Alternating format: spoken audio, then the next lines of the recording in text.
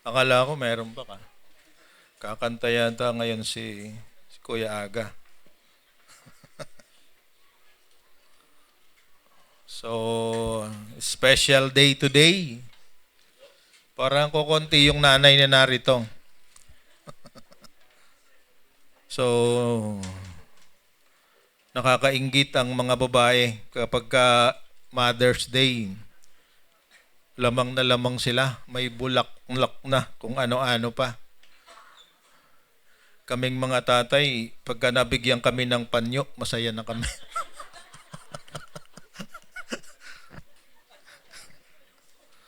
Siguro dahil nakikita nila tumutulo ang sipon namin sa hirap sa trabaho. Iyon, sabi ng misis ko. So anyway, maraming salamat sa inyong lahat mga nanay. Dahil kung wala kayo, wala rin kami. That's the reality of life.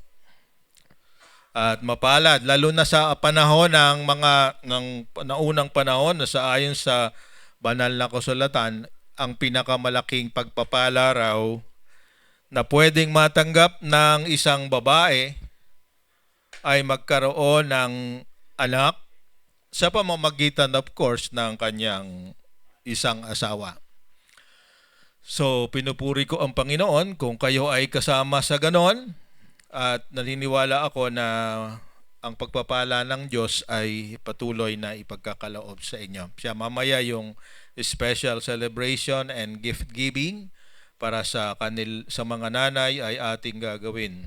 Okay, but before that ay magpapatuloy tayo sa ating serye para sa buwan ng Abril at sabi nga diyan sa ating naka-display sa ating monitor, sabi diyan the initial challenges of the ministry. Ang mga panimulang hamon sa ministeryo. At gusto kong nakalimutan kong itong ipaliwanag noong nakaraang linggo. Ang ministeryo or ministry is not yung katulad ng ginagawa ko ngayon. Di rin katulad lamang noong ginagawa ng ating worship team. Di rin katulad lamang ng ginagawa ng ating tech team na naroroon sa loob. Di rin katulad lamang ng ginagawa ng ating mga gwapong kalalakihan sa ushering team. Okay? Meron pang higit na mahalagang ministeryo at kung tayo ay kasama sa nakaraang family camp, naniniwala ako na naintindihan natin na ang bawat isa sa atin ay naglilingkod, yun ang ministry, sa tatlong sabi na larangan. Sa iglesia, sa tahanan, at sa workplace o sa komunidad. At sa bawat ginagawa natin, ang layunin ay ng isang ministeryo o paglilingkod ay pagbabago. Kaya ka naglilingkod, hindi lamang ikaw ang magbabago, kundi yung tumatanggap ng paglilingkod mo ay nababago. Nakikinabang siya at ikaw na tuotoong naglilingkod ay nasisiyahan sa nakikita mong pagbabago noong taong pinaglilingkuran mo. Kaya lang, tulad ng pinag-usapan natin nung linggo, kapag tayo ay naglilingkod ay maraming matang nakatingin. Maraming mga taong nagbabantay. At habang sila ay nakatingin at nagbabantay, mayroong tinatawag tayong feedback o puna o pag-appreciate at iba pa. Kaya sa pagtatapos noong ating message noong last Sunday, nabanggit natin na merong 4 na posibleng tugon sa mga ginagawa natin habang tayo ay naglilingkod. Ang una ay appreciation, pangalawa ay pag-aalilangan o skepticism or doubt, pangatlo ay talagang outright rejection at umisa naman ay, sabi nga natin, ay pagkainggit. Nakakatuwa naman na merong naiinggit. Kasi yung tao naiinggit, kung tama ang kanyang pananaw at pamamaraan, magiging katulad mo rin yan. Kung siya'y tama ang response sa pagkainggit, sigurado na siya'y uunlad rin. Kahapon, noong Friday, kami ay galing sa isang discipleship experience sa Silang Cavite sa Action Ministries, at doon sa panel interview ay napag-usapan yung tungkol sa, sabi nga ay, pagkakaroon ng pagkahati-hati sa simbahan. Napakaganda ng tugon ng isa sa mga panelists, hindi ko sabihin ng pangalan. Sabi niya ay kailangan natin yon kasi hindi kayang pangalagaan ng isang tao, lalo na kapag lumalaki ang isang kongregasyon. Kaya kailangan hati-hatiin sa small groups. At the small groups na yan ay naroroon yung ministeryo.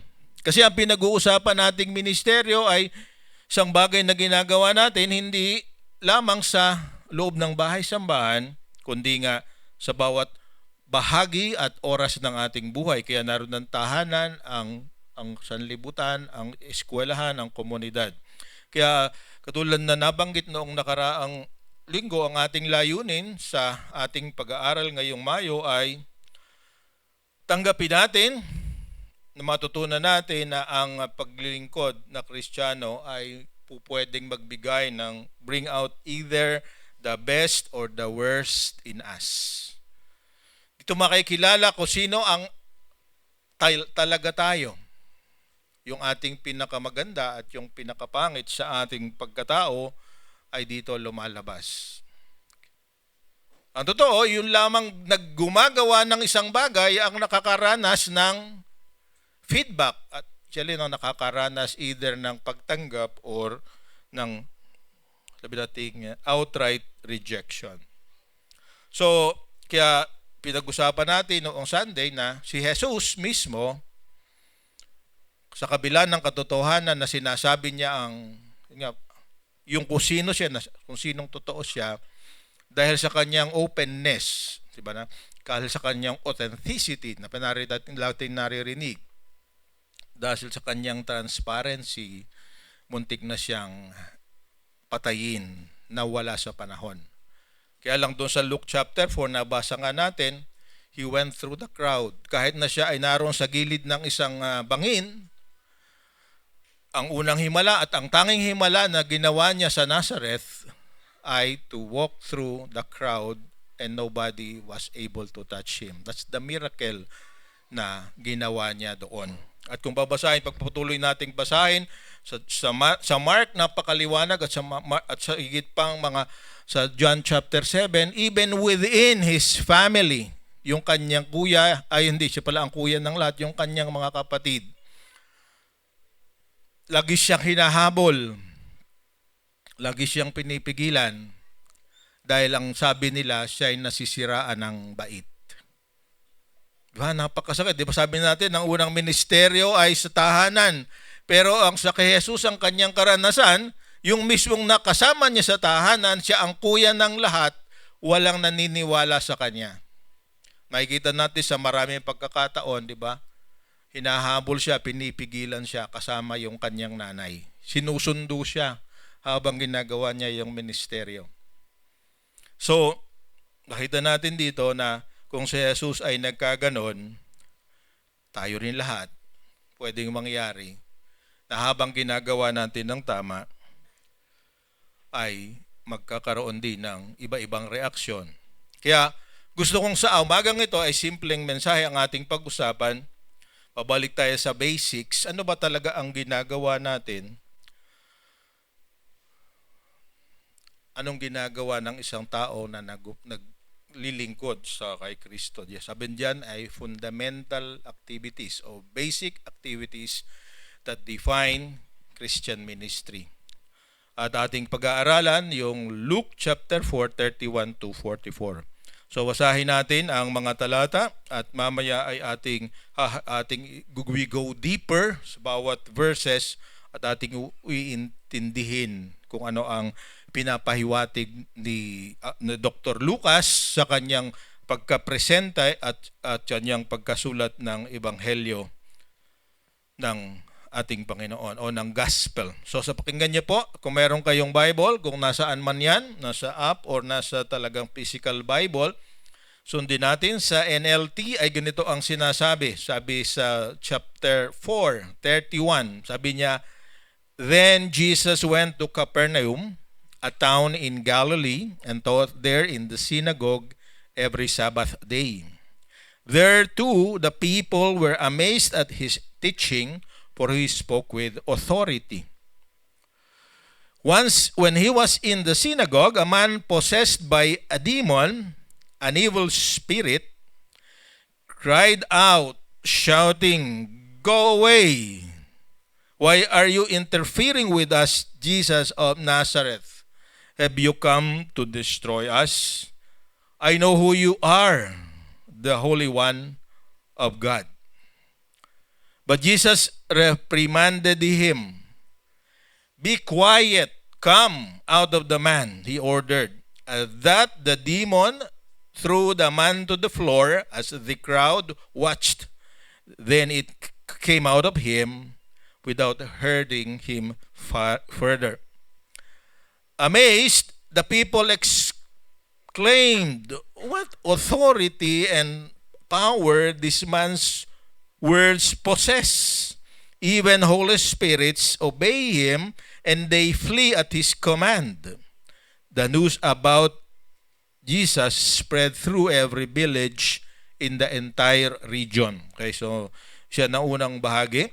Then, sabi dito sa verse 38, after leaving the synagogue that day, Jesus went to Simon's home, where he found Simon's mother-in-law very sick with high fever. "Please heal her," everyone begged. Standing at their bedside, he rebuked the fever, and it left her, and she got up at once and prepared a meal for them. Kailangan palitan na ito ng mas malalaking letter. Okay. As the sun went down that evening, people throughout the village brought sick family members to Jesus. No matter their diseases were, the touch of his hand healed everyone. Many were possessed by demons, and the demons came out at his command, shouting, "You are the Son of God." But because they knew he was the Messiah, he rebuked them and refused to let them speak. The last part, sabi ito sa verse 42, early next morning, Jesus went out to an isolated place.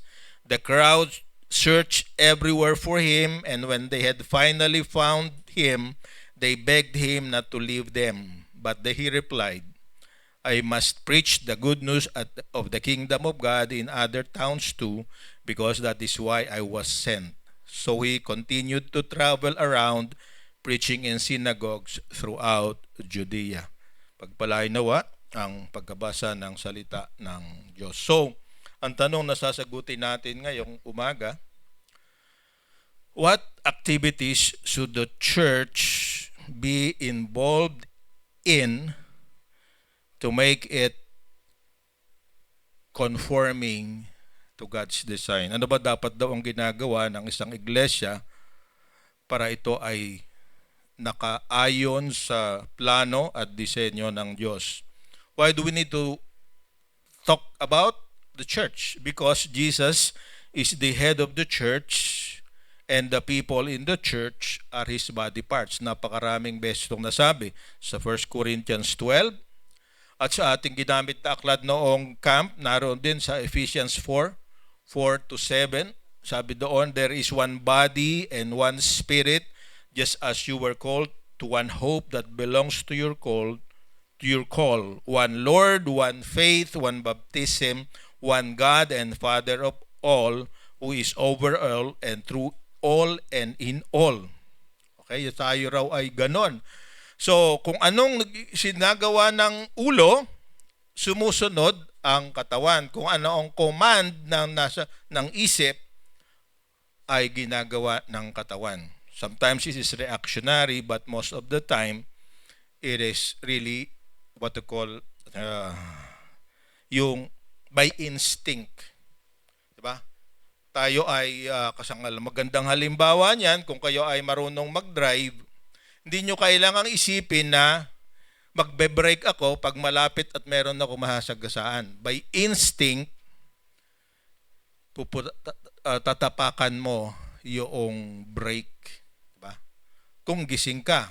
Okay? So, lately ay may mga lalaking aksidente dahil hindi natin alam kung gising or bangag, di ba? Sabi, yun ang pinag-uusapan ngayon. Kaya pag sa halip na brake ang matapakan, accelerator ang natapakan. But naturally, bawat isa sa atin, kung ano yung sitwasyon, tayo ay tumutugon. Ang nakakalungkot, ang gusto ng Panginoon na siyang ulo ng iglesia ay ganito, pero tayo na bahagi ng kanyang katawan, kung minsan ay napakahirap pasunurin. Di ba? Kasama ako dyan, kasama tayong lahat. So, pag-usapan natin, ano ba talaga ang dapat nating ginagawa? Kasi ang isang iglesia katulad ng sa atin is nakikilala dahil sa kanyang mission, sa kanyang mission o kanyang layunin kung bakit siya nag-exist. So, at sa habang pinupursu o hinahabol mo yung katuparan ng iyong mission, meron kang tinatawag na pamamaraan o method. So, nabanggit ko rin ito doon sa ating family camp, mission and method. Diba? Kung anong mission mo, nagbabago ang iyong pamamaraan. Isang halimbawa, meron nga sabi si Jim Putman na ulitin ko para malaman ng lahat kahit hindi nagpunta sa camp. 4 ang nabanggit niya. Kapag ang isang iglesia o isang simbahan ay designed for be educational, ang focus ng mga pastor at ng mga leaders ay turuan kayo ng turuan theology, turuan ng mga bagay tungkol sa Panginoon, turuan ng doktrina, turuan ng mga pasasalamat. Kaya ang sentro ng lahat ng ginagawa ay Bible study. It's good. Wala namang masama. Kaya punong-puno ng karunungan, kayang explain lahat ng mga bagay tungkol sa kanyang pinaniniwalaan. That's very good.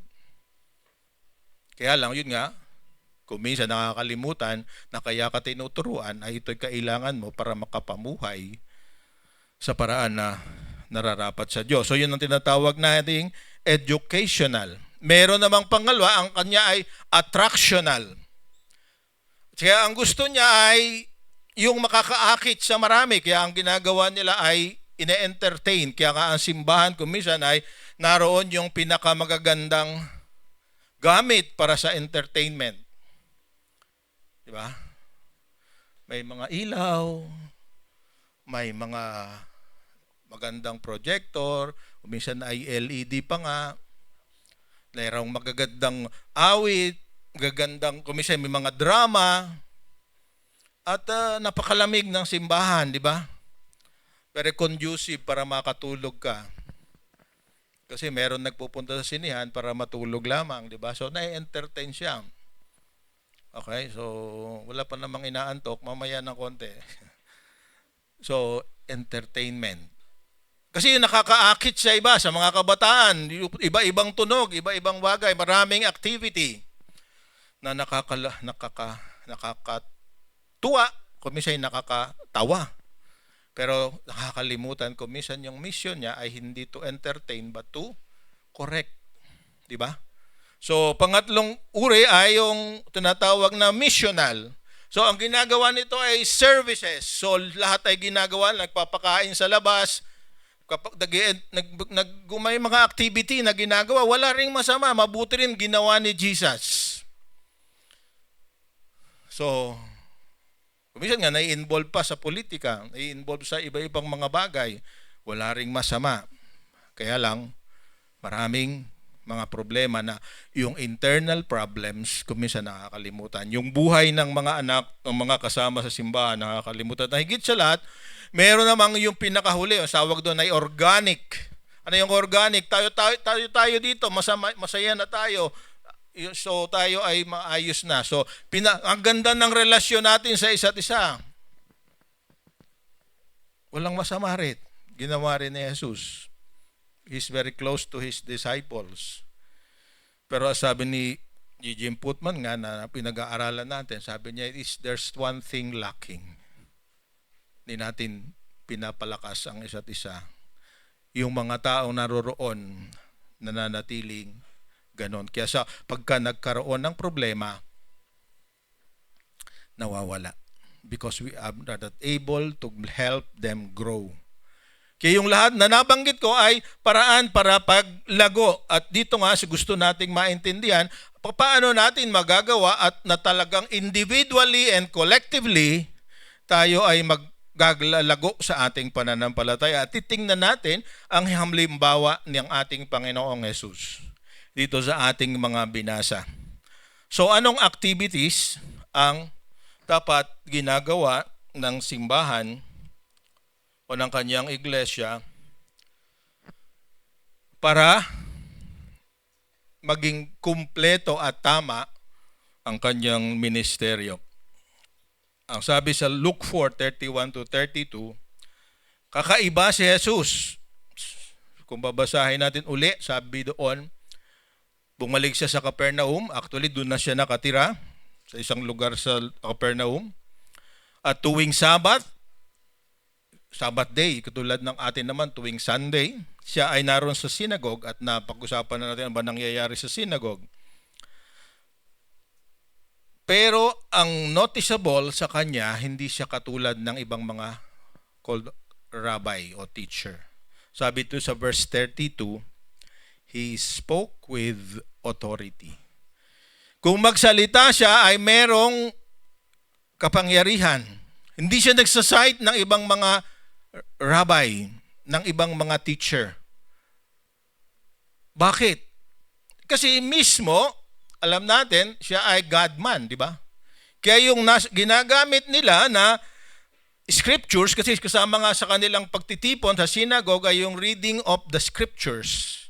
Kaya nga nung isang linggo, ang pinag-usapan natin, sinabi niya na yung sinasabi sa Isaiah 61:1 and 2 is about Him.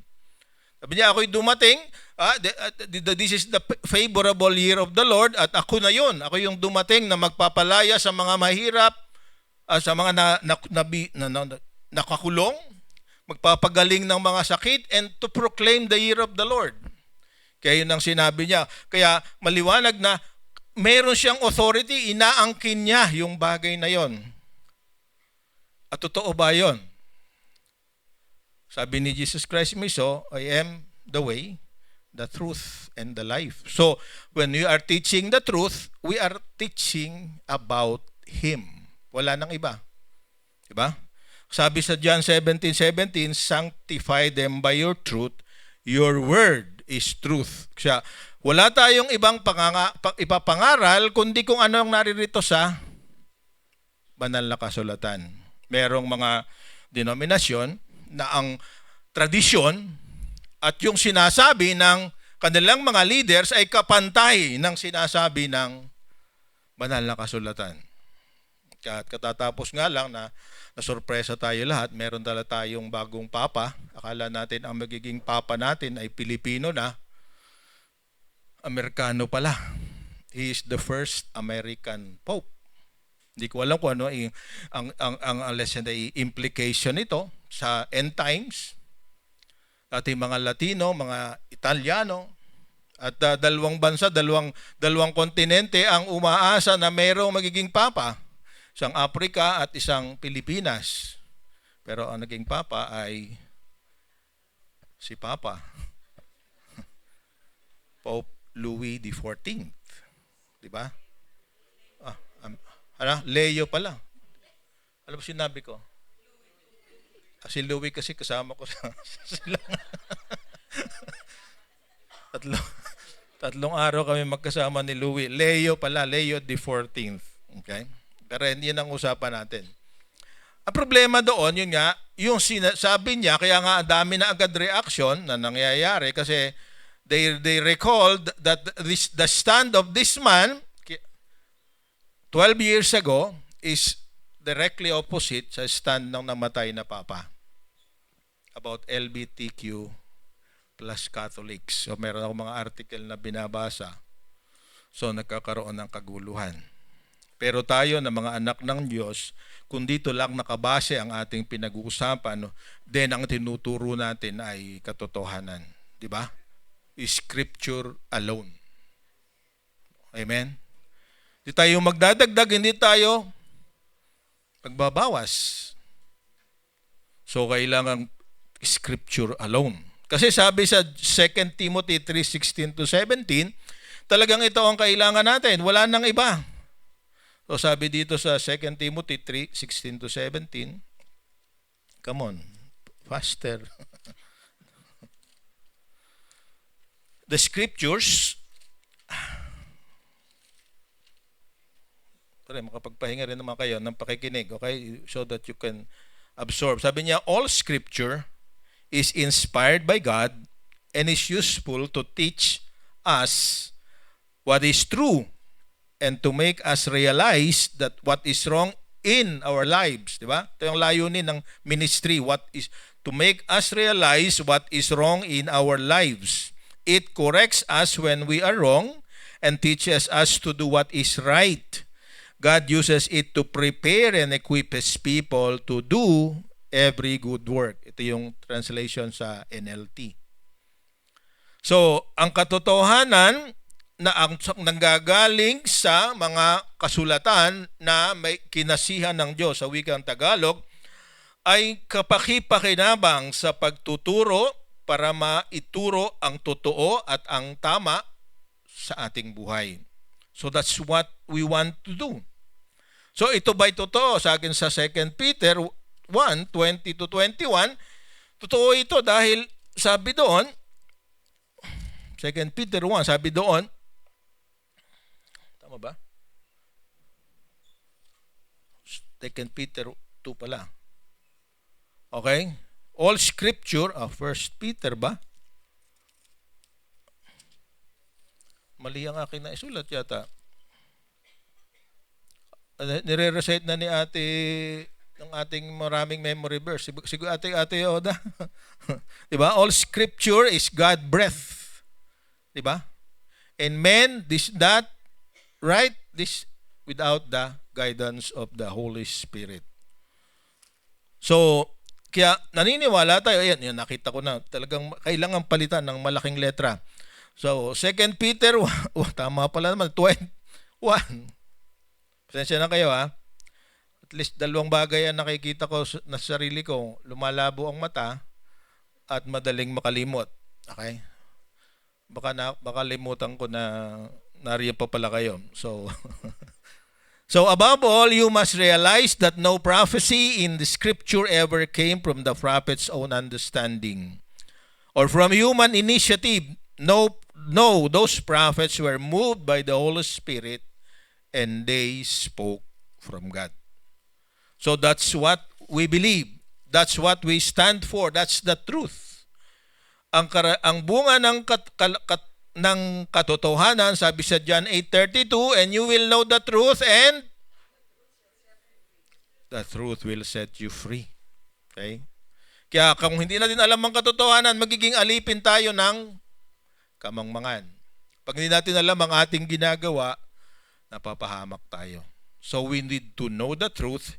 Kaya ito yung dapat ginagawa ng bawat ministeryo. So, ang mga kabataang umaawit, ang mga ushers na naririyan, at lahat na iba pa, at tayong mga magulang, wala tayong dapat at ang pinaka-importanteng responsibility natin, turuan ang ating mga anak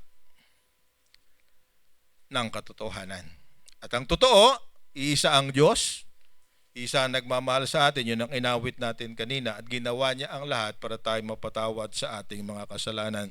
Sabi sa Proverbs 14-17, ito ang maging mabigat ko minsan, whoever speaks the truth gives honest evidence, but a false witness utters deceit. Gusto kong bigyan natin ng pansin yon. Kung sino man daw ang nagsasalita ng katotohanan, kailang magbigay ng tapat na ebidensya. In other words, ang katotohanan ay katotohanan lamang kapag sinusunod mo at ginagawa mo. Amen? Yung mga sinasabi natin sa ating mga anak kung minsan ay hindi totoo. Kasi meron tayong mga habits na dahil hindi ka pa, yung ginagawa ko, wag mo sundin. Sinasabi ko, yun ang iyong gawain. So, sino nangyayari? Confusion, rebellion. Kasi sabi nga ni Jesus, kailangan na makita sa Kanya. He is the model teacher. Ba? Ang modelong guro ay hindi lamang sa labi ng gagaling ang katotohanan, ito ay nakikita sa kanyang ginagawa. So yan ang una, teach the truth. Anong pangalawa? Sa verse 33 to 37 at verse 41, so sabi niya nasa sinagoga sila, ibig sabihin yung simbahan noon.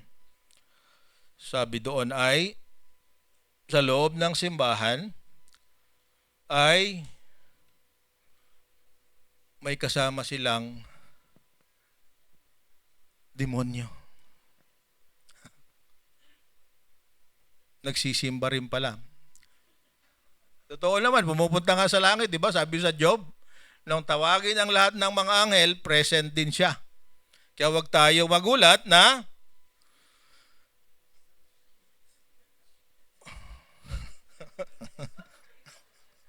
okay, wala ko sinabi ha.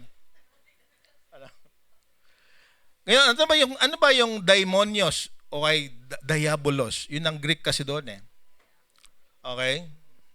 Kailan ka, sabi nating, nagiging, ang espiritu mo ay espiritu ng demonyo o ng diablo. Okay? Kasi sabi, natingnan ko, sa King James Version, ang ginamit ay devil.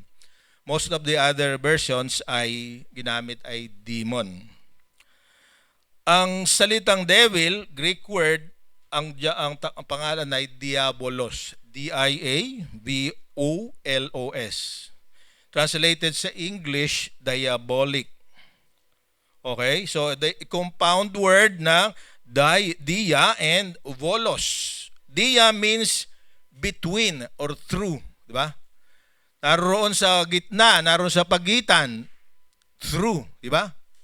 At sabi naman na ang volos ay salitang nanggaling sa verb na value, ang ibig sabihin ay to put or to set. Okay? So pag kinambine mo ang idea ng diabolos sa English, ang ibig sabihin ng diabolos o devil or diamonos ay to put ideas in the brain of someone. Okay? Kaya talagang kumisan may demonyo dito sa loob ng bahay-sambahan. Why? Kasi to put in the mind. Kaya meron dito, nag-iisip, kailan kaya matatapos si pastor? Meron pa nag-iisip, sino kaya pinatatamaan niya? Di ba?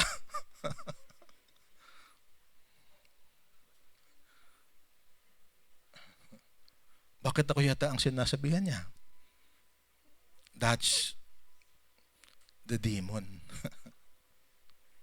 Pag binalikan natin yung Greek, kaya talaga nasa simbahan yan. Kasi meron nagpupunta sa simbahan kasi I must.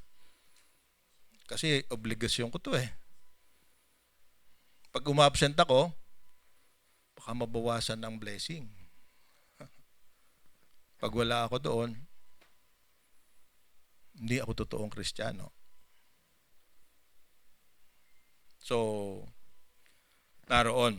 Kaya kailangan natin si Jesus kasi nung maramdaman ni Jesus na merong taro doon, ang higit sa lahat nakakahanga sa demonyo ay kilalang kilala si Jesus.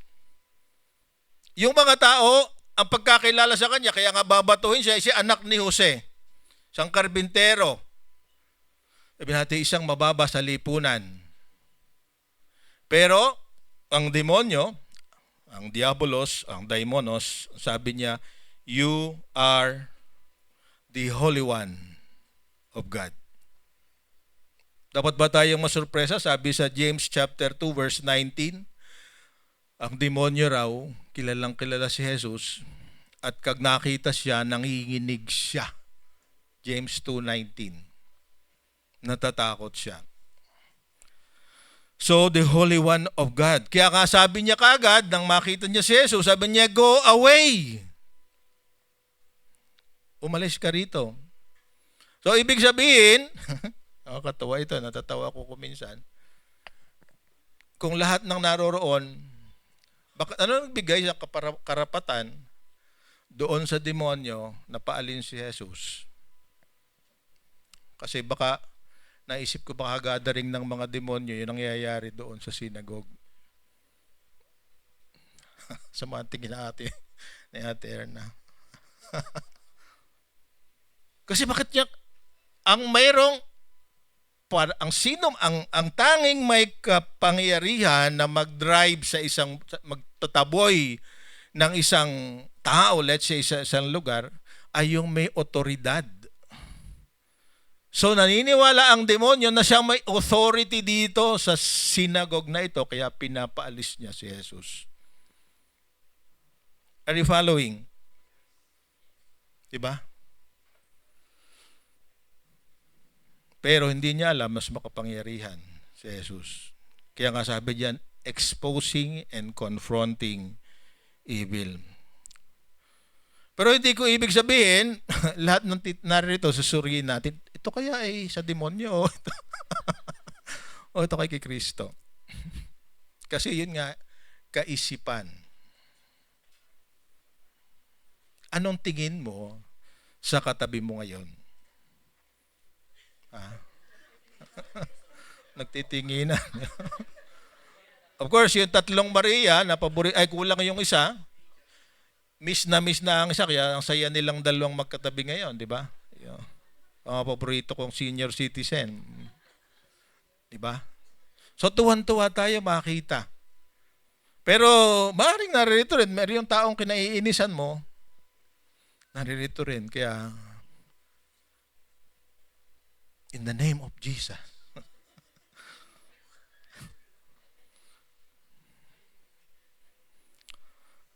So, confronting and exposing evil. Kasi sabi sa verse 41 mismo, sabi niya, inulit pa niya, ang ganda ng kanyang testimony, di ba? Sabi niya, you are the Son of God. You are the Holy One of God. So when we declare, when our songs, when our lips, ang implication nito, do we really mean that He is our Lord and our God? Bakit tumunog? Kanino cellphone? Okay? So, kailangan, sabi nga ay magpakatotoo. Huwag mong kalimutan na nababasa ni Jesus ang nasa puso mo ngayon. At sana, isa ang dahilan natin kung bakit naririto tayo ngayon. All other reasons ay mababaw. The only reason you are here is because you love the Lord. Meron ako isang kinausap sa ating camp. Ano raw ba ang kanyang gagawin? Magsisimula na siya. Gusto niyang bumalik sa Panginoon. Ano raw ang dapat maging dahilan? Sabi ko sa kanya, simple lang. Always remember, the Lord loves you. Pag alam mo yon, hindi mo naging problema yung pagbabalik mo sa alam mong katotohanan. Kasi umahanap siya ng dahilan. Nahanap niya ministeryo. Nahanap niya yung dating, sabi nating, nagagawa niya. Sabi ko sa kanya, kung ibang dahilan at ang dahilan mo kaya ka gustong bumalik ay dahil sa sarili mo pa rin, then forget it. You will go back to the Lord because you love the Lord. So, exposing and confronting evil. Pangatlo, sa ibang binasa natin kanina, hindi ko na babasahin yung mga naroroon kasi dahil nga sa yung sabi inaalihan ng masamang espiritu ay biglang tumahimik, sabi nga ay nangisay pa sa wikang Tagalog. Okay? Nang sabihin ni Jesus na sabihin sa kanya na be quiet, come out of the man, di ba? Ang tao sabi dito, lahat ay amazed. Hangang-hanga sila. Okay? Kaya naalaala ko rin, pag narito kayo, dahil hangang-hanga kayo sa ganda ng ating service at hangang-hanga kayo na parang maliwanag ang pagpapaliwanag ko, umuwi na kayo. Hindi ako ang dapat makita natin dito. Amen? We love the Lord. That's the only reason. Kasi meron tayong mga tinetrain ng mga pastor na mag-preach. Ayaw.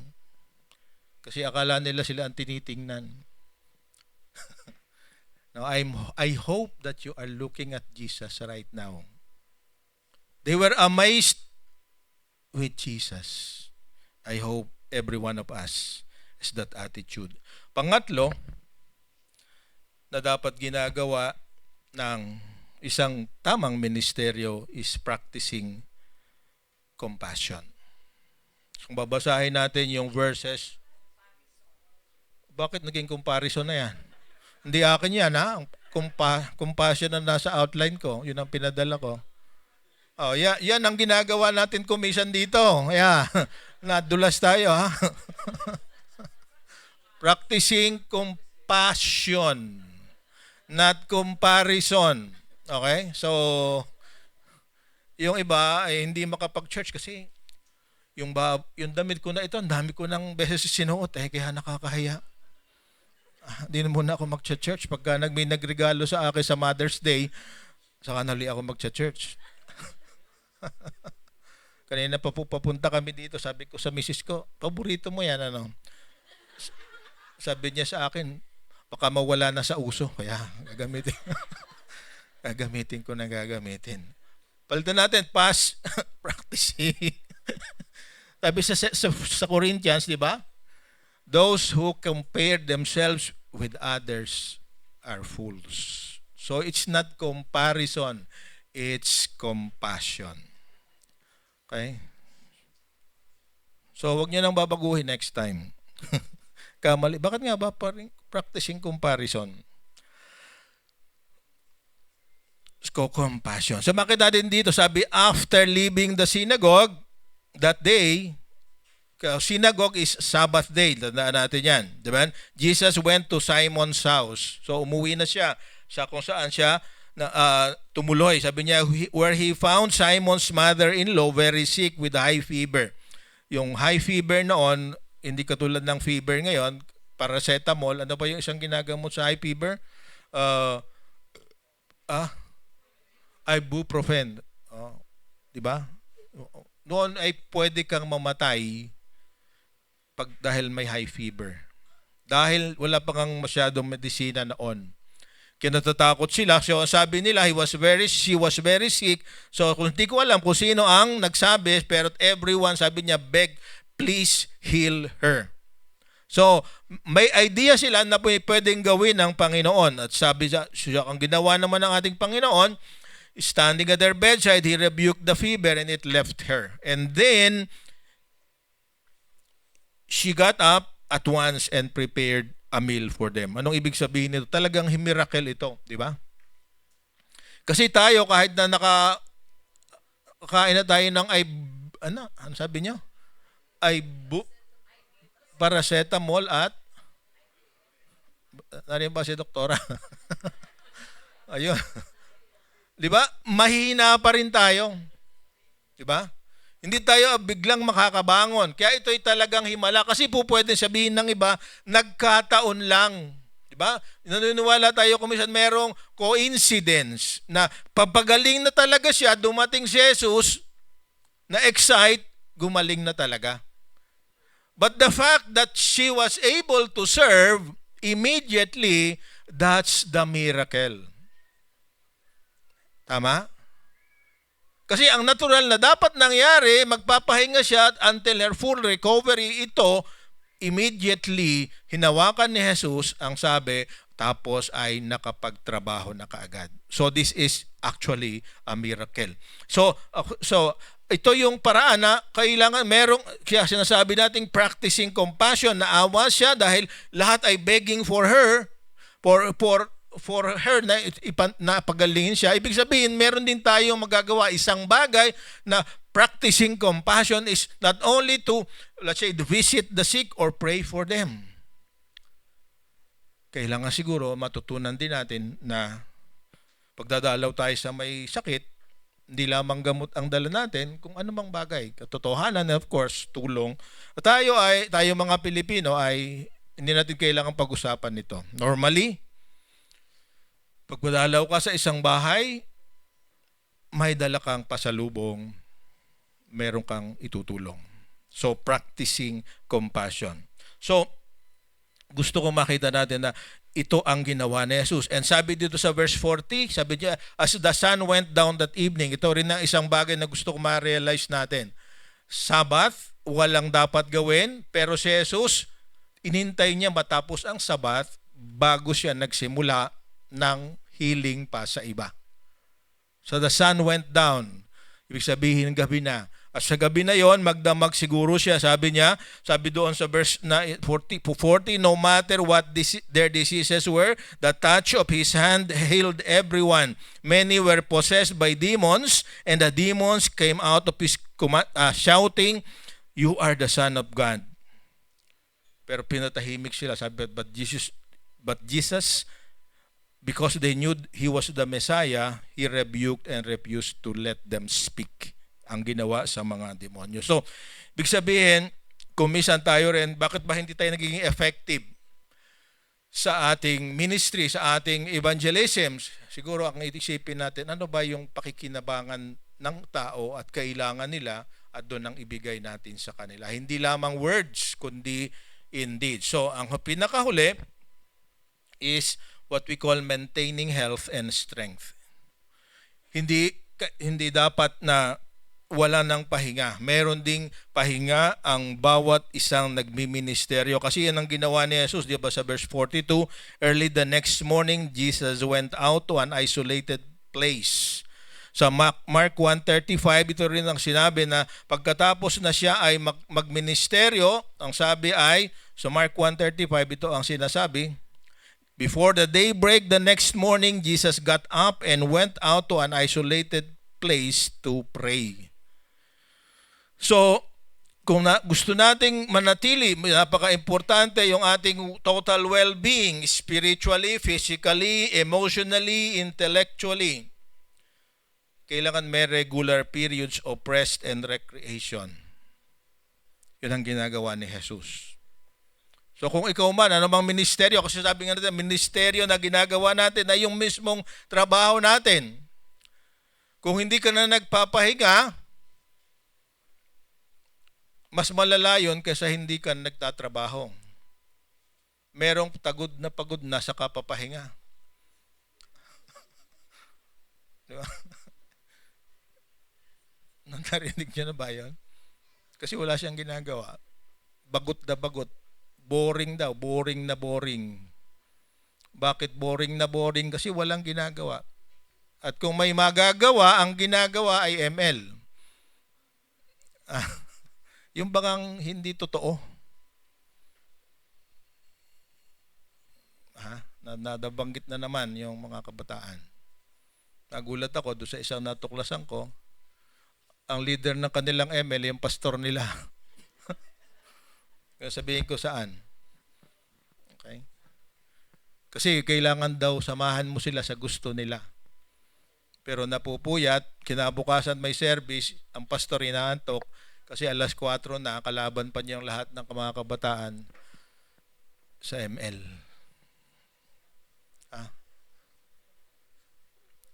Busy. Ang tanong, ano yung i-contribute sa well-being? So, importante na makita natin, sabi dito, kasi meron pang ibang gagawin. Di ba sa huling dulo sabi niya, I must preach the good news of the kingdom of God in other towns too. So, ibig sabihin, hindi pa tayo matatapos. Kaya tayo rin dito, kailangan importante na tayo ay magpahinga. Huwag lang ngayon. Maya-maya ng konti. Alright? So, in summary, ito tayo magtatapos. Ano ang mga ginagawa ng mga ministeryo ng totoong Christian ministry. Apat na bagay: magturo ng katotohanan in word and in deed, iharap, expose at kaharapin, kalabanin ang ginagawa ng masama, lagyan ng laman ang ating sinasabi. Ibig sabihin kung anong need ng tao, pagsikapan nating ibigay sa kanila. Confused, bigyan natin ng maliwanag na sinasabi ng banal na kasulatan. Walang makain, tulungan nating magkaroon ng hanap buhay. Yung pagbibigay, minsan okay yon, pero yun nga, sabi nga, you must not give the fish, you must teach them how to fish. Yun ang pag-uusapan natin next Sunday. Fishing. So, magdala kayo ng tackle. Anong tawag doon? Yan pag-uusapan natin. Pero ang sa fishing nila, net eh. So, magdala kayo ng net sa Sunday para maintindihan natin ang object lesson. Okay? Practicing compassion. So, gagawin natin, mag-isimula. Higit sa lahat, there should be periods of breaks. At ang pinakamagandang break is to spend time with the Lord. Diba? Ano ba yung sabi niya? All work and no play. Ano sabi? Makes Jack a dull boy. Di ba? Okay, di ba? So sa Wednesday,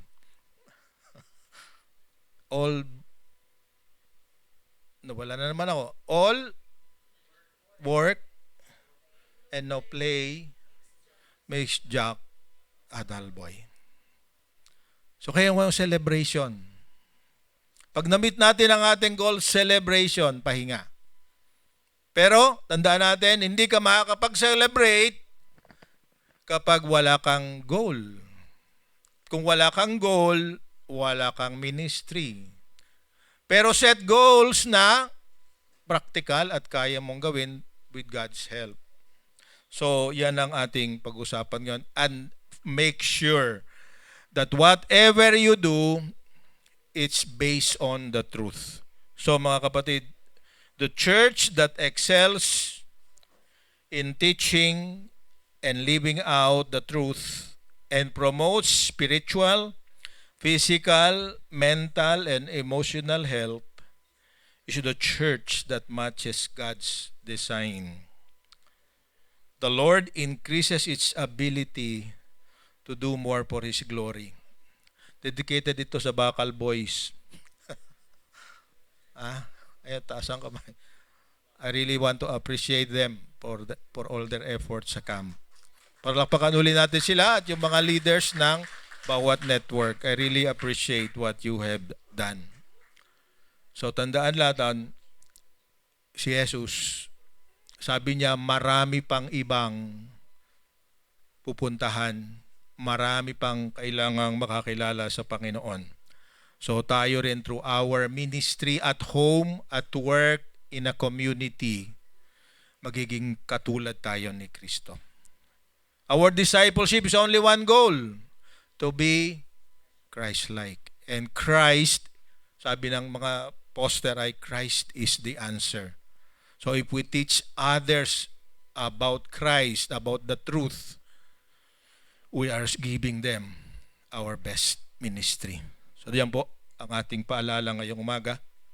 There will be challenges. Some people will not be happy. Some people will not receive our offer. But for as long as we are part of the body of God, ito ang focus na dapat nating pagbigyan ng pansin. Tayo po'y tumayong lahat, tayo ay manalangin.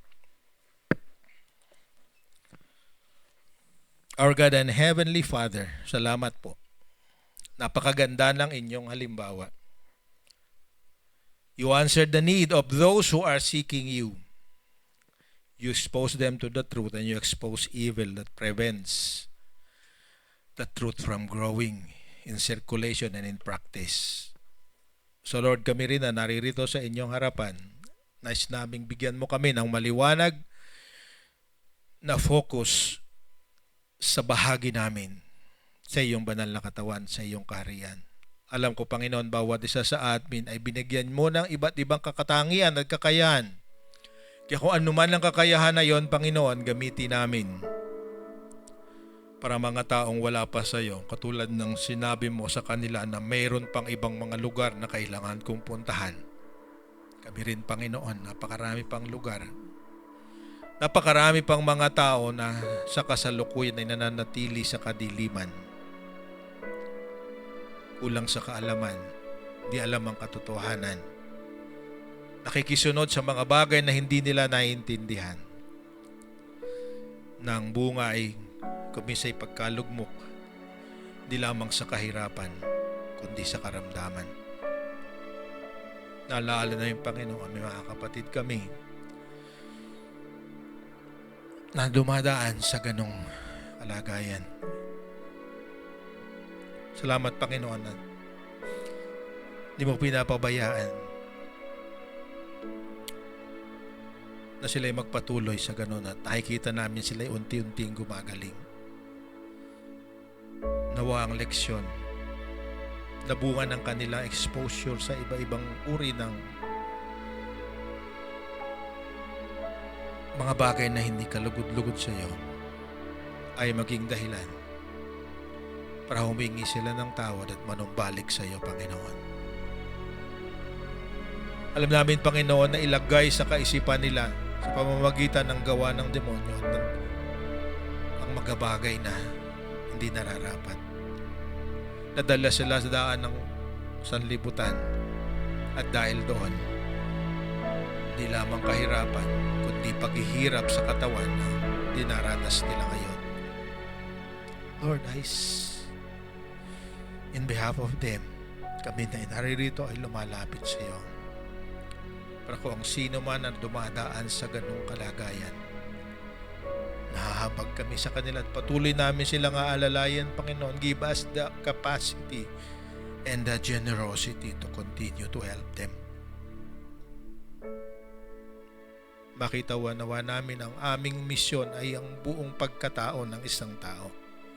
Pinabago mo ang kalooban. Higit sa lahat, tinuturuan mong lumakad sa tamang daan. Sa lahat ng naririto, Panginoon, ang aking panalangin, lalo na sa mga nanay na siyang humubog sa karamihan sa amin bilang mga Pilipino na matriarchal society.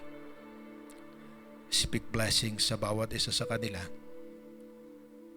Nawa yung kanilang tinuturo sa kanilang mga anak, babae man o lalaki, ay maging daan para higit sa lahat kasama namin sila na maglilingkod sa iyo dahil mahal ka namin. Wala nang ibang dahilan. Minahal mo kami, kaya tulungan mo kami magmahal sa iyo katulad ng pagmamahal mo sa amin.